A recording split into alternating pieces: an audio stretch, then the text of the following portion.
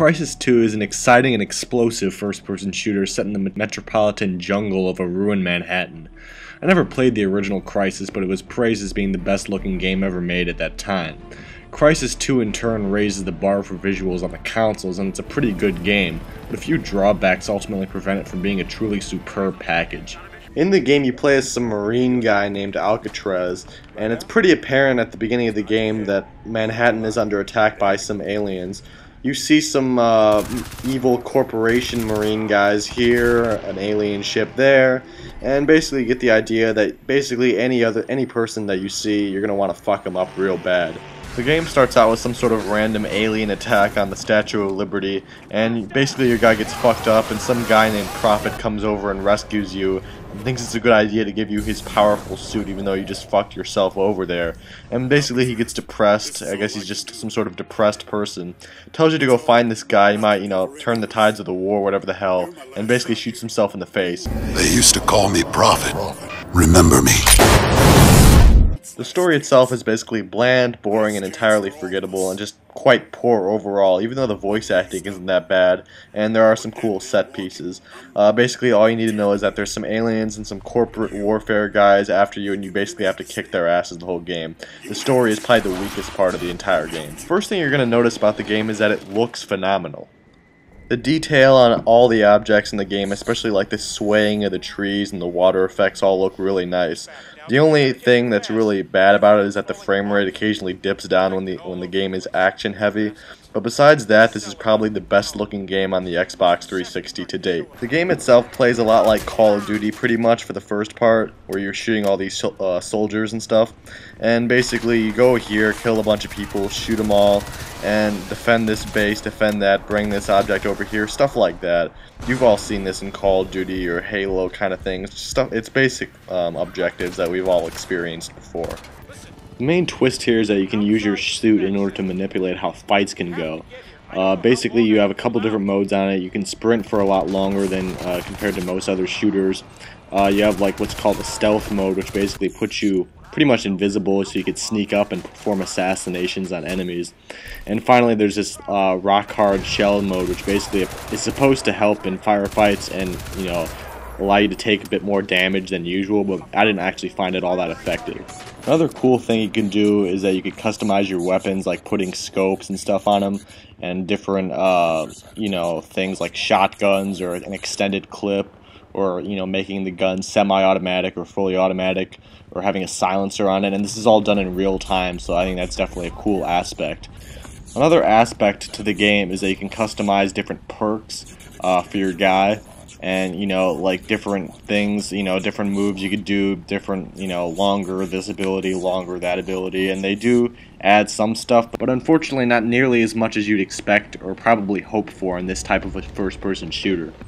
The campaign's pretty lengthy, and it's all well and good. There's some epic set pieces and stuff like that, but unfortunately I have one pretty big problem with this game, and I'm not trying to be nitpicky or whatever, and I apologize if this sounds a lot more negative than I intended for it to be. But basically the game provides semi-open world environments, so you technically have the option to tactically choose the way you want to attack your enemies, and that's sort of true, But basically another thing is that it promotes that how your guy's such a badass and kills a lot of people. Like there ain't nothing that can fucking stop his ass.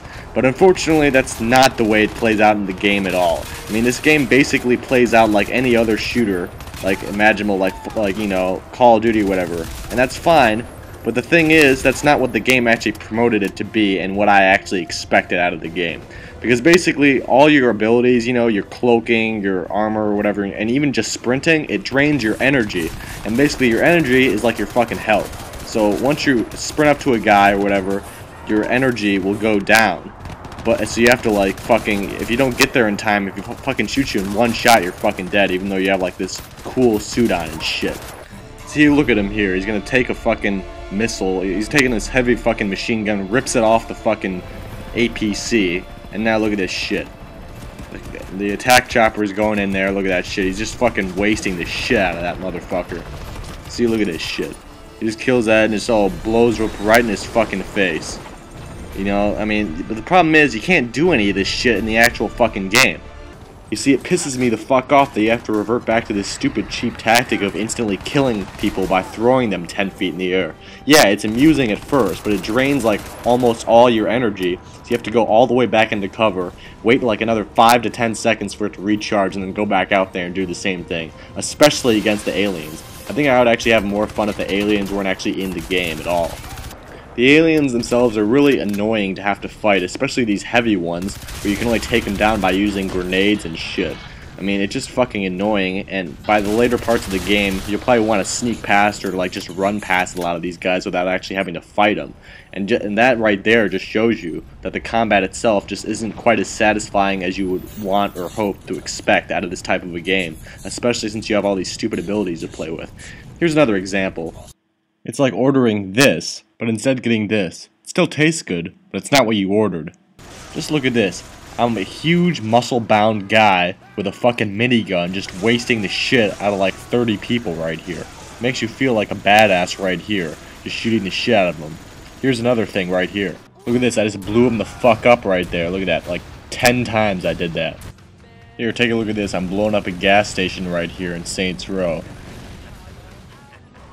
Look at that, ramming tons of people off the road, just wrecking the hell out of their vehicles right there, using an AA-12 to just blow the shit out of a bunch of people. You know, it's just that these games just make you feel like more of a badass than Crysis 2 was. But the thing is, it doesn't necessarily promote them as being, you know, superhuman or anything like that. It's just that those games are more satisfying in terms of the combat section than Crysis 2 is, and for that, it just makes it seem all that more disappointing. I mean, if Crysis 2 was a normal shooter, it would play out fine. It just seems like it's just disappointing in terms of the powers. And I just don't think they added as much to the game as they could have. Despite this, though, I did have a pretty enjoyable time playing Crysis 2. It's just a lot more, I don't know, challenging than I would have expected considering all the powers I have in the game. But yeah, anyone who's looking for like a shooter that's played normally and not, you know, above the average shooter in terms of superpowers or anything, then you'll probably be satisfied.